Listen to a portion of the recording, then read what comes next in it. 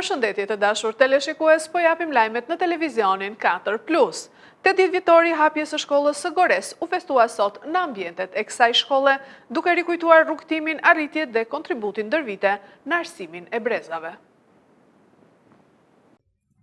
Shkolla e Gores festoi 80 vjetorin e themelimit në një atmosferë të veçantë festive mes ish-nxënësve, ish-mësuesve, mësuesve dhe nxënësve aktual, kryetares së bashkisë Riselda Sefa dhe drejtores së zyrës së arsimit parauniversitar Arta Dhamo, të ftuara në këtë event duke rikujtuar rrugtimin, arritjet dhe kontributin ndër vite të kësaj shkolle në arsimimin e brezave. Historiku i shkollës u pasqyrua përmes një prezantimi në ekran të madh me fotografi që tregonin momente më të rëndësishme ndër vite, një jetë e tërë që u mungon shumë prej të pranishmëve. Nga bankat e saj kanë dalë nxënës të dalluar, të formuar nga një staf i përkushtuar dhe profesional, disa prej të cilëve pasi mbaruan arsimin përkatës, u rikthyen si mësues për të vazhduar traditën, vlerat që shkolla e Gorres përcjell, suksesin në mësimdhënie. Në çdo hap që hedhim në këtë shkollë na shoqëron një kujtim, u shprehën ish-mësuesit Ariste Simoni dhe Kozma Gjini. Ruaj kujtimet më të bukura, edhe si nxënëse, edhe si mësuese. Mbarova shkollën e muzikës në Elbasan dhe u emërova këtu. Një jetë e tërë që më mungon aq shumë tani, nuk përshkruaj, nuk them dot fjalë. Kam qenë mësuese muzike, kam bërë aktivitete në çdo rreth, me çdo nxënës kam nxjerr gjithë ata breza, kam nxjerr gjithë ata mësues muzike, që sot më respektojnë. Nga vitet e 58, 61 kam qenë nxënës i kësaj shkolle, ku kishte 3 ndërtime me plithar, 3 qati, ku vinin gjithë të fëmijët e kësaj zone, zbathur në për ujra nga fshatrat më të largëta vinin këtu, edhe është një kujtim që mbetet në kujtesë edhe është shkruar për të, është shkruar dhe kam bërë libra për këtë, por festimi 80 vjetorit të krijimit të kësaj shkolle sot është vërtet i madhërisëm. Drejtori i shkollës Arben Doni falenderoi të pranishmit, nxënësit ekselent, si dhe theksoi rolin e mësuesve në arritjet e tyre. Ndër vite shkolla ka nxjerrë mbi 30 maturantë. Me nxënës ekselent, do përpiqem të citoj vetëm disa prej tyre që i kanë bërë nder kësaj shkolle dhe kërkoj ndjes në pamundësi për t'i përmendur të gjithë. Fillojmë nga Iva Meço, Kepiona Dhani dhe Nea Thanaraku si 3 medalistët e shkollës sonë. Kryetarja e Bashkisë Sefa dhe drejtoria e zyrës së arsimit parauniversitar Dhamo shprehën vlerësimin për mësuesit dhe nxënësit e shkollës së Gorres. Sot, e bashkuar me gjimnazin, kjo shkollë vazhdon të shkëlqejë, duke u renditur nga më të mirat në vend. Kjo nuk është rastësi, është rezultati i përkushtimit të jashtëzakonshëm të mësuesve, të profesionistëve të aftë me pasion dhe dashuri për arsimin, të cilët kanë ndihmuar në formimin e brezave të suksesshëm. Këto 80 vite janë dëshmi e punës, përkushtimit dhe pasionit të mësuesve dhe nxënësve të kësaj shkolle, dhe po kështu në këto 80 vite nga kjo shkollë kanë dalë nxënës të pajisur me vlera dhe me ndjesi qytetarie. E gëzofshi këtë jubilej të rëndësishëm dhe ju uroj suksese në punën tuaj të përditshme. Në fund të aktivitetit, për mësuesit që kishin punuar për më shumë se 20 vjet në këtë shkollë, u shpërndan certifikata vlerësimi. Prej 5 ditësh nafta derdhet në përrojën e Gorishovës. Banorët ngren alarmin për ndotje. Prej 5 ditësh përroj fshatit Gorishov në njësinë administrative Cakran është ndotur rënd me mbetje hidrokarbure të shkarkuara nga zona naftëmbajtëse e Drenovës, si pasojë e çarjes së një tubacioni. Sipas banorëve të zonës, ndotja e rënd si rrallë herë më parë ka shkaktuar arombytse, ndërkohë që ka ndikuar negativisht edhe tek të mbjellat. Problemi naftës vjen ka një javë rresht që nuk guxon të vish dot në mëngjeset, nuk hap dot dritaret. Kjo është e para. Edhe bima ka problem, edhe kafshët gjallë që kemi ne që ju japim ujë, nuk kanë kupin. Se ne vemi vjosani. E vjosan ne po e ndysim, se atje janë që furnizohet një zonë e tërë me ujë të pishëm, 200 metro ti derdh inerte. Nafta ndeja, kush e di se si është në tubacioni hapta, se një gjë është, s'ka mundësi. Tubacioni çfarë? Bravo, është në një gjë, që vjen gjima jo naftë poshtë. Këtu, a ju sjell dëmtime ju? Qoftë në mjedis, në ajrin e rënd, apo në të mbjellat? Po sjell s'ki, po çfarë do thënë? Sjell.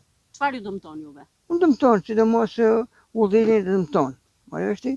Prapë se prapë do mbjellim gjëra për të ngrënë për vete e ato i dëmton. 3 ditë rresht, ajo që e pa parë, do manë që e shumë pare.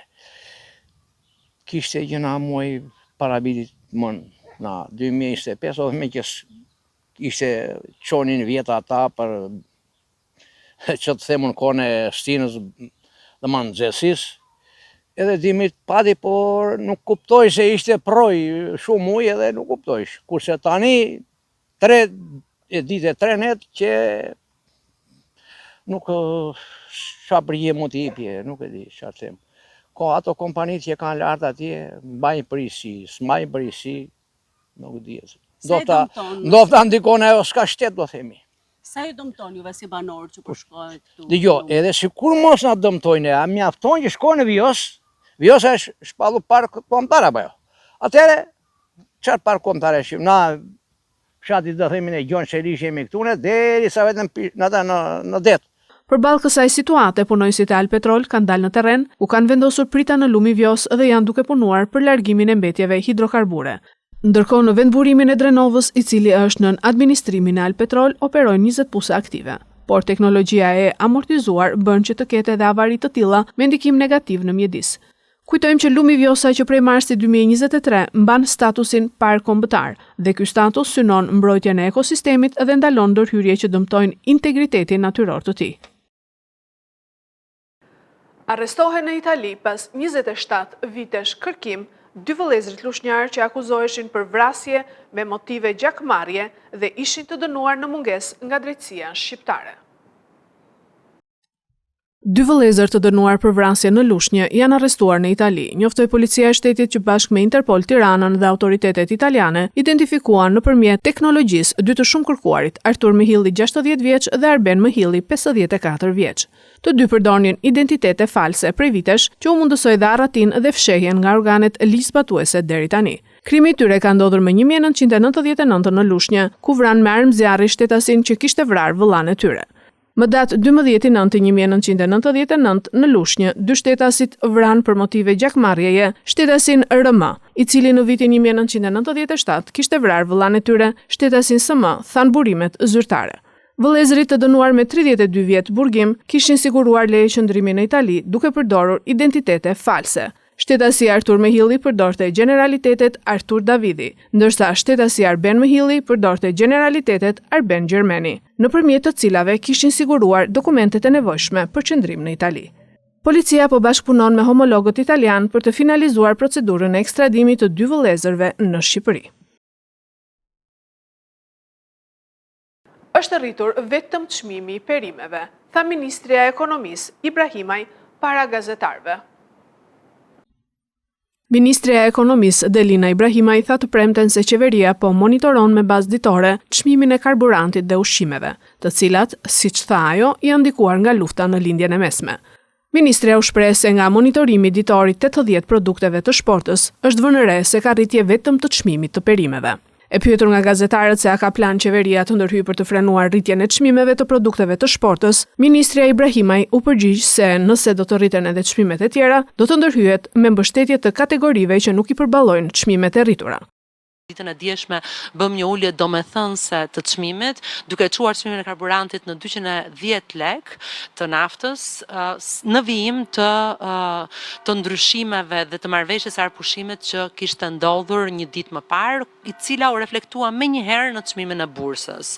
Kemi një informacion që vetëm kategoria e perimeve ka pasur një rritje domethënëse, ndërkohë që produktet e shportës janë rreth mbi 80 dhe asnjë produkte e tjera të shportës nuk ka pasur rritje për shkak të luftës dhe e vërteta është që siç thash inflacioni në muajin mars, i cili u publikua para pak ditësh nga Instat, shënoi nivelin 2.6% që është një nivel i kontrolluar ende.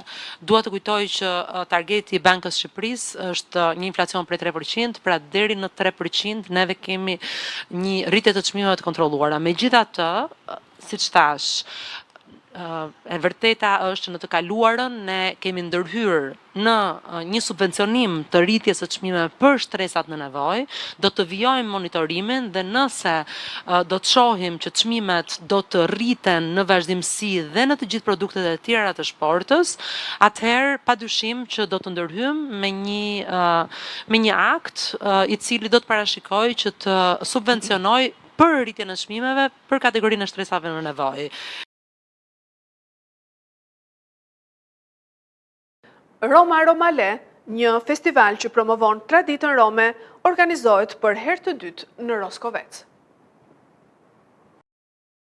Roskoveci ka kushtuar një rëndësi të veçantë komunitetit të Rom, me organizimin për të dytin vit radhazi të festivalit Roma Romale, që mblodhi grupe artistike nga Tirana, Durrësi, Lezhë, Lushnja, Kosova, Maqedonia e Veriut e të tjerë. Festivali solli në skenë këngë, valle dhe tradita të komunitetit rom, duke krijuar një atmosferë festive dhe shumë ngjyrshë për qytetarët dhe vizitorët e pranishëm në shesh. Pjesëmarrësit prezantuan elemente të kulturës së tyre duke theksuar rëndësinë e ruajtjes dhe promovimit të identitetit rom. Jam pjesëtar i bandës muzikore së Roskovecit, ndërkohë që pjesëtar të bandës së Roskovecit muzikore janë edhe babi im edhe gjyshi im, të cilët ma kanë trashëguar muzikën brez pas brezi. Si fillim, festivali Roma Romale ka qenë edhe një herë. Vitin që kaloi ka qenë prapë si festival. Përfaqësuesi nga Kosova dhe përfaqësuesja nga Lezhë u shprehën se ky aktivitet synon të forcojë bashkëpunimin kulturor dhe të nxjisë integrimin përmes artit. Kemi ardhur sot për herë të parë në festivalin Romale, që është edicioni i dytë, edhe është kënaqësi më konë pjesë e këtij eventi që përfaqëson kulturën rome dhe edhe me kënaqësi sonte do këndojmë edhe do kërcejmë bashkë. Qyteti i Lezhës prezantohet me grupin e gocave që kanë emrin Liburna. Këto gocat i kanë përgatitur me shumë dëshirë, kemi hedhur një koreografi shumë të bukur. Ky është viti i dytë që ne marrim pjesë këtu në Roskovec dhe shpresojmë të dalim sa më mirë. Në Roskovec jeton një komunitet i madh rom, të cilët sipas kryebashkiakes Majlinda Bufi janë të integruar dhe bashkëtojnë në harmoni të plotë me të gjithë qytetarët e tjerë. Është shumë e rëndësishme në Roskovec që përveç po themi aktiviteteve të ndryshme, qëllimeve tona që ne kemi bërë, vendimeve që kemi marrë në Këshillin e Bashkisë për të motivuar dhe për të integruar komunitetin rom jo vetëm në jetën, po themi e tyre të përditshme, në infrastrukturë, në lagjet ku jetojnë, në shtëpitë ku jetojnë, por për të ndryshuar mendësinë e tyre, mentalitetin e tyre. Dhe kjo vjen, besoj që deri diku, po, fakt tregon që ne kemi pjesëmarrje aktive të qytetarëve rom në komisione që bëjmë, në dëgjesa publike që ne zhvillojmë, ata janë aty pjesë me mendimet që japim, me sugjerimet që japin dhe padyshim që janë një pjesë e vyer dhe shumë e çmuar e komunitetit Roskovec. Më vjen mirë që kjo ide i mbetet sinjase bashkisë Roskovec dhe kryetares, që padyshim e ka menduar këtë, në mos gabojmë, është era e dytë që organizohet, por duke qenë se çështja rome është një çështje shumë sensitive, ky festival merr një rëndësi shumë të madhe dhe ka një mision vërtet shumë specifik. Performancat e 9 grupeve pjesëmarrëse në garë u vlerësuan nga një juri profesionale. Çmimi i parë u fitua nga grupi Liburna i Lezhës. Festivali synohet të kthehet në një traditë në qytetin e Roskovecit, pasi aktivitetet të tilla ndihmojnë në afrimin e kulturave dhe promovimin e diversitetit. Teatri mërgjimtari nga Kroacia solli në Fier shfaqjen teatrore Kukulla. Shfaqja teatrale Kukulla e kroatit Miro Gavran është ngjitur në skenën e teatrit Bylis në Fier. Shfaqja njohërshe është ndjekur plot emocion nga publiku fierak, pasi trajton një temë sa aktuale, aq dhe problematike, mendësinë e meshkujve ballkanas për të trajtuar femrën si pronë, pa marrë parasysh mendimet dhe dëshirat e saj, ai sa nis të bashkëjetojë me një kukull. Autori ka sjellë në shfaqje përplasje botësh mes burrave e grave, krisje të raporteve edhe një kukull që vjen si një zë i jashtëm e i ftohtë. Subjekti i shfaqjes godet aty ku dhe më shumë, tek paaftësia jon moderne për të pranuar tjetrin me të metat e tij, ndërsa vepra ngre pyetje rrënqësëse, apo kërkojmë dashuri, apo thjesht dikë që të mos na kundërshtoj kurrë. Në bazë të autorit atje përshkruhet një drejt për së drejti një kukull, që personazhi e merr kukullën, e sjell në shtëpi dhe pastaj e çpaketon, e nxjerr nga paketa dhe zhvillohet pastaj gjithë dialogu.